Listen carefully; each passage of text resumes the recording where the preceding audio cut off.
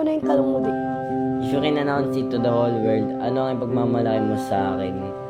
Siyempre ako ipagmamalaki ko sa lahat, si Shiling. Kasi kung hindi dahil kay Shiling, baga wala rin naman ako ipagmamalaki kung wala siya. Kasi siya lang naman yung unang taong tumanggap sa ugali ko. Kasi halos karamihan sa tao dito sa Manix. Okay kami makisama sa isa't isa, pero may mga times na hindi.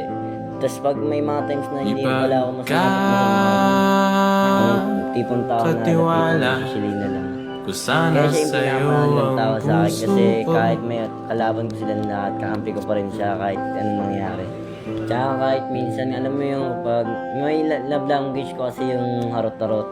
Totoo. Kung sana na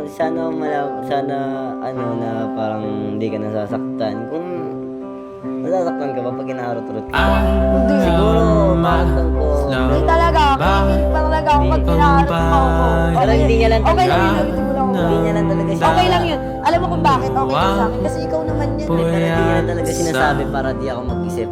Ganun kabait si Shiling.